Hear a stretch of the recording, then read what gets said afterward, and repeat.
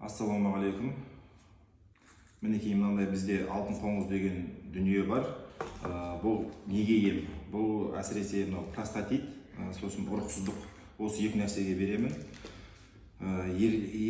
Еркектердің белсіздігі, қуық асты безінің суықтауы сияқты мәселелер және ұрығы төмен сияқты мәселелер болса, мінекей мынандай алтын қоңызды осындай қолдансаңыздар болады.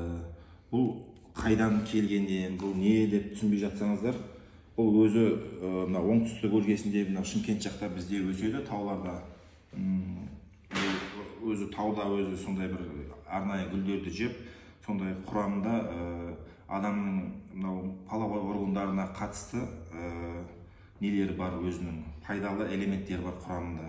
Бұны мен зерттеп, шамам келгенше зерттедім, енді бірақ білетін кісілерден естідім негізінде. Осындай қоңыздың ұрықтың сапасына пайдасы бар екенін, және де простатитке пайдасы бар екенін естідік.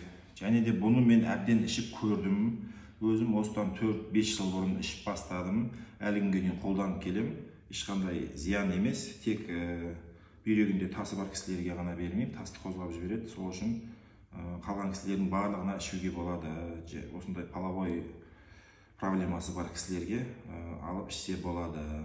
Кешелде тиктокқа видео салдық, елдер түсінбей жатыр, не нәрсе, мынау Қытай болып кеттіңдер ма, анау деген сияқты мәселелерді айтып, біраз маған да жүрегіме тиетін біраз нәрселерді айтты. Мен өзім ішіп жүргеннен кейін, өзінің жақсы көрген нәрсені өзге мұсылманға жақсы көрмейінше иманы толық емес дейді ғой, пайғамбар саллаллаху алейхи вассалам хадисінде. Сол сияқты өзіміз пайдасын көргеннен кейін бір елмен бөлісейік деген ақпаратпен бөлісіп жатқан жайымыз бар. Енді мына кеше бірнеше сұрақтар қойылды маған, соның ішіндегі топовойларын жинастырдық. Қазір көмекшім сол сұрақтарды маған оқып отырады. Сол сұрақтар бойынша мен кішкене әңгіме дүкені айтып берейін, шамам келгенше түсіндіріп берейін бұл өнім жайында. Ал кеттік, Бекзат шетінен қойып кете бер сұрақтарды. Алтын қоңыз неге пайдалы? Алтын қоңыз, мінекей мынау алтын қоңыз деген бұйым, бұл кәдімгі тірі қоңыз. Бұны ешқандай завод, фабрика өндірмейді, тауда теріледі. Және де бұны арнайы аңшылар ұстап, аулап, осыны ем ретінде емшілерге сатады деген сияқты. Бұл простатитке, ең бірінші очередь простатитке, сосын әйелдерге цистит, энурез сияқты аурулар бар, мысалға зәр шығып кетеді, адамның өзінің еркінсіз кейде ұйықтап жатқанда зәр жіберіп қойып, әйел кісілер, ер кісілерде сондай аурулар, мысалға еркектерде болады, мысалға жиі дәретке шығу, төсектегі әлсіздік, ерлердің, мысалға үйленген жастарымыздың кейде, мысалға жас келген үлкен кісілердің осындай бір әлсіздігі байқалып жатады. Қоғамда бар дүние, енді бұл кішкене ашықтау тақырып болған соң барынша енді ашық тақырыпты ашуға тырысам, кейбір жерлерді енді дұрыс қабылдаңыздар. Бұл өзі сол простатитке берем, ең бірінші очередь, одан кейін ұрықсыздық, белсіздік, ұрығы 0% немесе өте төмен, мысалы 20-25-тен төмен болып саналады, мысалы ұрық 25-тен түсіп кетсе, значит, ода бала сүю несі возможности өте төмен, вероятности өте төмен деген сөз. Сол үшін 25-тен ұрығы түсіп кеткен, 30%-дан түсіп кеткен ерлерге осыны қолдануды әбден кеңес беремін. Және де менде көптеген мысалдар бар. Сол мысалдардың өзінде менмін. Ұрығымды осы қоңыздың себебімен ішіп көтеріп, сәбилі болдық. Тағы да бір өзімнің басыма өткен жағдайым кейін бір арнайы видеода айтып беремін. Жалпы пайдасын айтайын. Сол ұрықсыздыққа өте пайдалы. Қаншама жігіттерді білем. Маған айтқан жігіттердің өзі осыдан ұрығы 0 болып 90-95%-ға дейін ұрығы көтеріліп кеткен проценті. Спермограммасының проценті 90-нан асып кеткен. Осы алтын қоңызды пайдаланғаннан кейін. Әйтпесем, қанша жерді аралап, қанша уролог, қанша андрологқа барып, жаңақорғанға барып емделіп, экос етіп атады, ешқандай нәтиже болмағаннан кейін мінекей осындай нәрсені қолданып, нәтижесін көріп жатқан, ұлы болып, қызды болып жатқан көптеген отбасыларды білем. Оның ішінде менің қанша жақындарым бар, қанша таныстарым бар, өзім де солардың қатарындамын. Давай, бәке, келесі сұрақты қоя бер. Алтын қоңыз зиян емес пе? Алтын қоңыз зиян жағы да бар бұның, если көп қолдансаң, мысалы шамадан тыс қолданып қояды біреулер. дозировкасын білмейді мысалға да.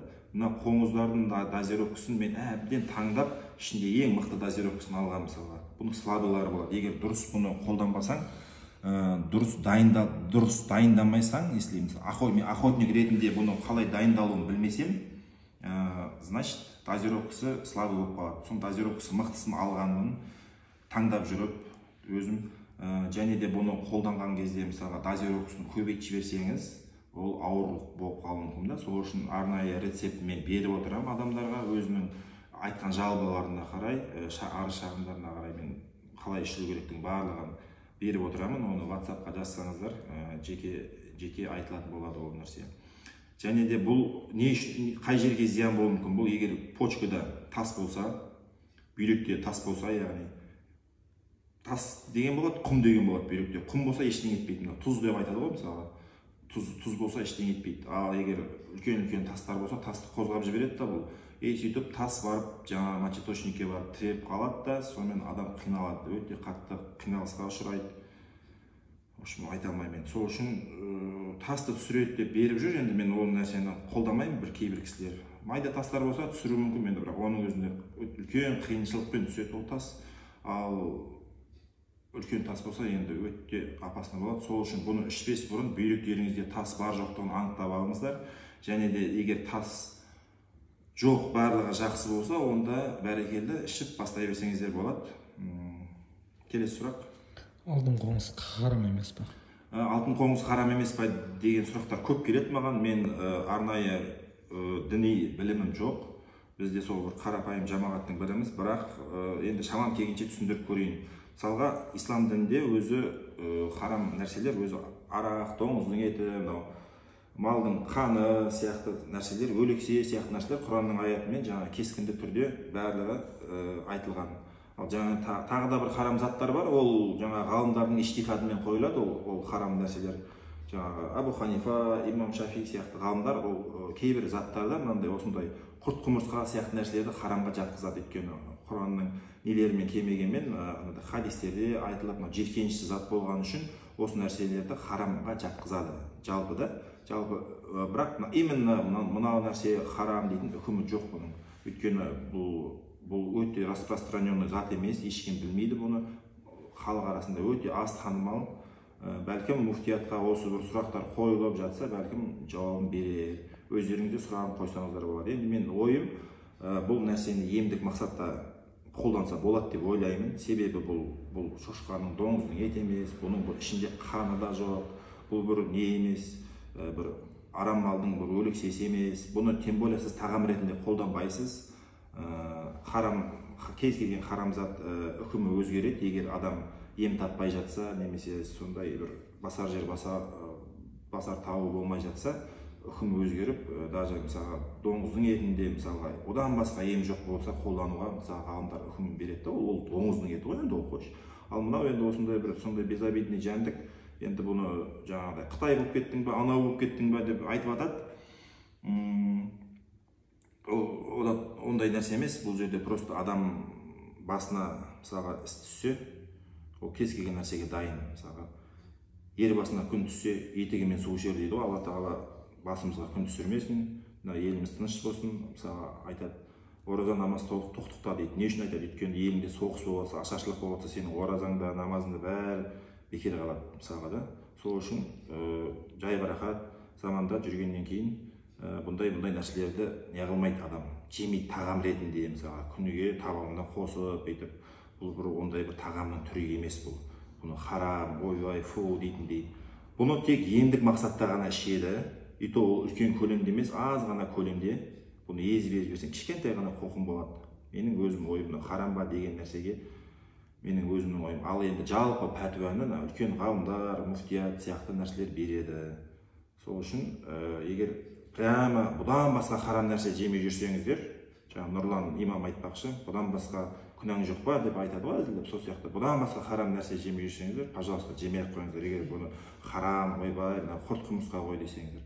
Ал жалпы ем ретінде қолданып, ниеттеніп, осындай бастарыңызға іс түсіп, бір ұрпақ сүйе алмайды немесе бір қатты бір простатит ауруына ұшырап жатсаңыздар, осы бір қоңызды ем ретінде қолдансаңыздар, әбден мына проблемаңызды шешіп аласыздар. Bir түйір қоңыз ғана сіздің бүкіл проблемаңызды шешіп тастайды. Бұның дозировка рецептін беремін, иншалла. Өзімде қалай қолдандым, тура сол бойынша сіздерге рецептін беремін. Келесі сұрақ. Алтын қоңыз күніне қанша ішу керек? Күніне мысалға мен айтам адамдарға, мынау біреуден іштеймін. Дозировкасы үлкенде, өйткені кейбір дозировкасы әлсіз қоңыздар болады. Оларды мысалға екеуден ішкізеді, төртеуден ішкізеді, мысалға екеуден іштейді, болмаса күніне төртеуден іштейді. Мынау менікі дозировкасы мықты. Бұны біреуден ішкеннің өзі жетеді. Ал прямо егер әсер етпей жатса, екеуге дейін көтеруге болады күніне. Ал одан артыққа мен жаңағы дозировкасын көтертпеймін, жалпы айтып отқаным. Қандай сұрақ, жаңағы күнде қанша одан ба? Сол иә, бір ай іштеймін, мысалы простатит бойынша ауыратын кісілерге бір ай ішіп көр, егер результат болмай жатса 60 күн деймін айтамын негізінде. Ал егер ұрпақ сүйе алмай жүрген кісілер болса, оларға кем 60 күн ішу керек. Даже одан да көп ішкен сайын олардың проценті жаңағы әйелінің де несі женский жаққа пайдасы тиеді. Ұрпақ сүю вероятності мүмкіншілігі арта береді. Бұның ешқандай зиян жоқ, тек батылы жетіп ішсе болды бұл нәрсені. Келесі сұрақ. Алтын қоңыз қайдан алуға болады? Алтын қоңызды бізге арнайы оны теріп аулайды. Бұл да бір машақат. Таудың басында бұны теріп жүру де оңай емес. Біз емші болғаннан кейін хиджамамен айналысам өзім. Осындай көп простатит мәселесімен көп кісілер келетін болсын, елдерге осындайды предлагать етемін мен. Бұны біз Алматыдамыз қазір. Алматы қаласында бар және Шымкенттегі филиалында бар. Сол екі қалада бар, келіп алып кетсеңіздер болады, адресін барлығын жібереміз. Ал егер өзге қаладан болсаңыздар, біз облыс орталықтары дейді ғой, үлкен қалалар, Тараз, Қызылорда, Қарағанды сияқты, Астана сияқты, Ақтау, Атырау, Орал, Ақтөбе сияқты қалалардың барлығына жібереміз. Ал алыс шалғайдағы ауылдар болса, енді білмеймін, ол жағын енді такси бара ма, бармай ма соған байланысты. Біз индрайвермен жібереміз. Индрайвердің ақшасын өздеріңіз төлейсіздер. Ал егер индрайвер жүрмейтін бір қалалар болса, оларға үлкенірек индрайвер жіберетін қалаға дейін келіп, бір таныстар арқылы или өздеріңіз келіп күтіп алып, солай алсаңыздар болады жалпы. Поштамен былай олай жібермейді екен. Пошта біріншіден кешігеді, 10-15 күнге дейін.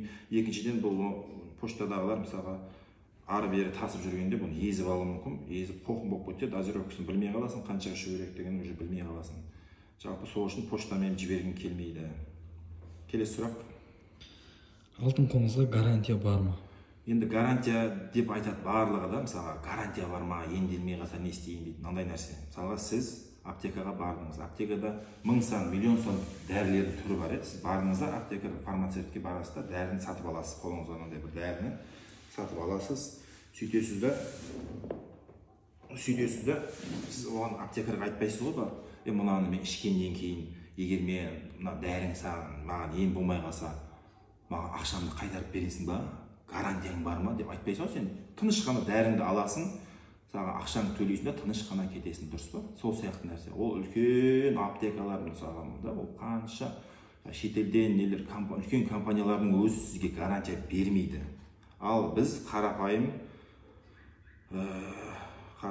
емші, халық емшісі бұндай нәрсені мысалға мен қалай гарантия берем адамдарға да, мысалға ол қалай ішеді оны, мысалы ішіп дұрыс ішпей қойып, мысалы емде болмай қалуы мүмкін, сол кезде ол маған ақшамды қайтар деуі де мүмкін. Или емделіп пайдасы тисе де небір кісілер бар мысалға да, ойбай пайдасы тиген жоқ, маған ақшамды бере салшы деген сияқты сондай нәрселер бар. Мен ондай нәрсе істей алмаймын.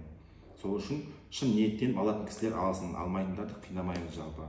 Ата гарантияны не үшін бермейтіндігін түсінікті айтпасам, барлық елдер мысалы 99-100% пайдасын көріп жатыр, менен алып жатқан кісілер.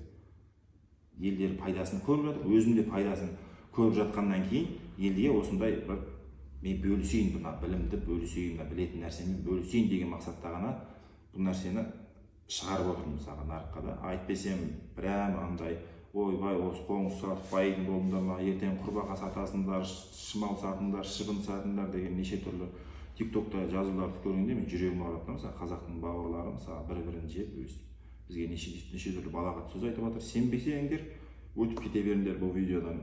Главное сеніп ниет етіп ішетіндерге ғана мен беремін. Жалпы мазалап артық сұрақтар қоятындарды мен сразу блокқа тығамын.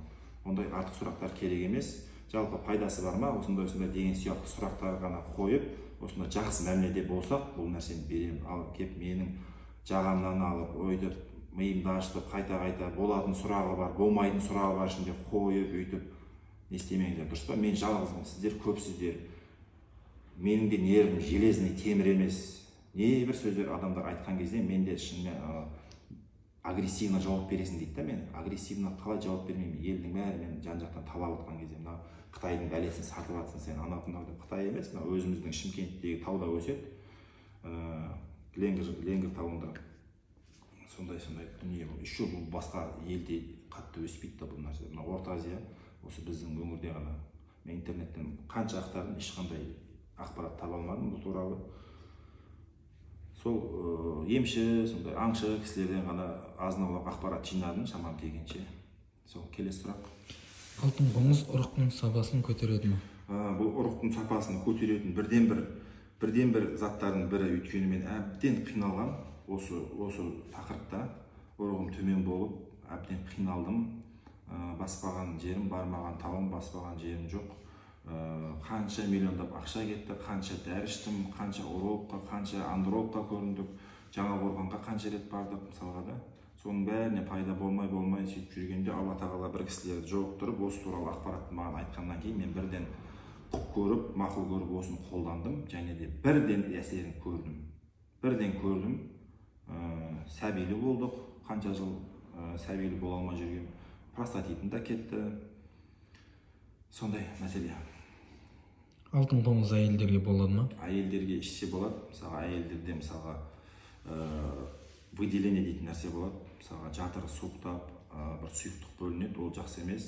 Оны жаңағындай осындай қоңыз арқылы суығын шығарып, жаңағы выделениесін тоқтатуға болады. Және жұмыртқасы дамымай қалған әйел кісілер, мысалы көтере алмай жүрген, солардың да жұмыртқасының дамуына өте пайдалы бұл. Алып ішсе әбден болады. Сосын мына почкасы ісіп кеткен кісілерге де болады, бүйрегі ісіп кеткен. Бүйрегі қатты ісіп кеткен кісілердің мысалы денесі ісе бастайды.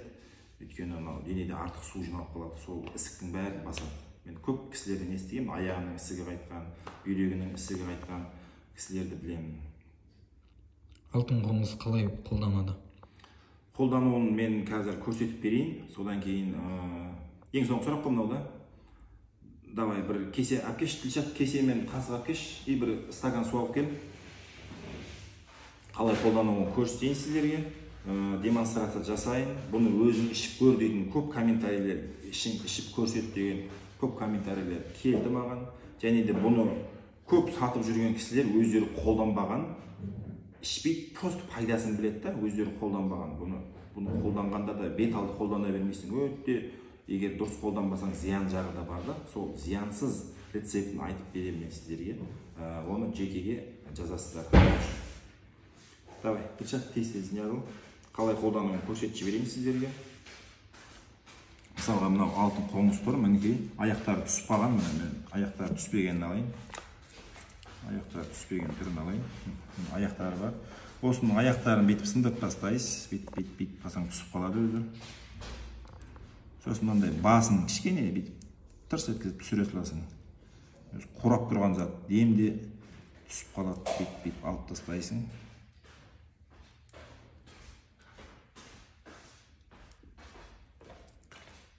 Құр денесі қалды мінекей. Мен денесі қалды, осы денесін алып, тағы бір кесе әкел, құрғақ кесе әкел.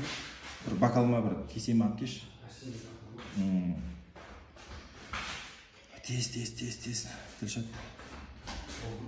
Болады сол. Осындай бір кесеге ыдысқа аласыздар да, мынаны алып бет тастайсыздар, құрғақ кесеге. Мынандай қасықпен езесіздер. Әбден езесіздер. Мінекей.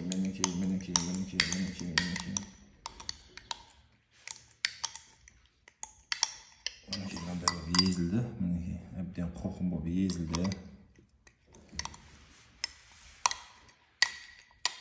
Тағы да езілген сайын жақсы, мінекей, әбден езілді, мінекей.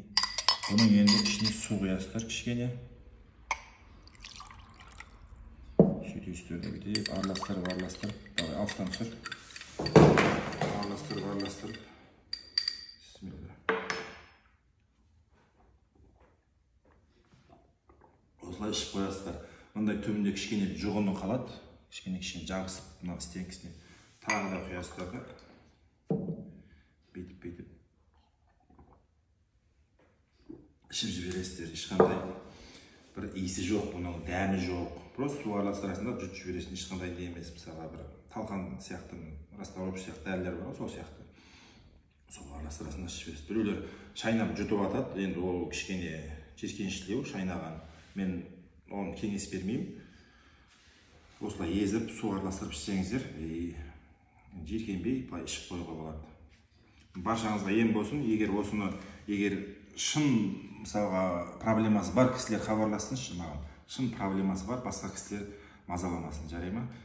Бұны мен өзімді атақ қуу үшін емес, басқа емес, елге пайдам тиесін. Осы емшілік саласында 5 жылдан бері жүргеннен кейін осы бір нәрсені елдер білсін, ішсін, пайдасын көрсін деген ниетпен ғана шығарып отырмын. Осыны ішем, алам дейтін кісілер ғана хабарлассын. Көп сұрақтарына видеода жауап бердім деп ойлаймын. Егер бұдан бөлек сұрақтарыңыз болса, тағы да жекеге жазып қоярсыздар. Сол сұрақтарға барынша уақытылы жауап беруге тырысамыз. Бұйырса, мына видеоның астына WhatsApp номер қалдырамын. Видеода және де описаниесінде. Баршаңызға ем болсын. Хабарласып, заказ тапсырыс берсеңіздер болады. Мінекей мынандай пакетикке беріп, әркімге осындай 30-60 штуктан, 100 штуктан, мына жерде 100 штуктан сондай берсем болады. Баршаңызға ем болсын.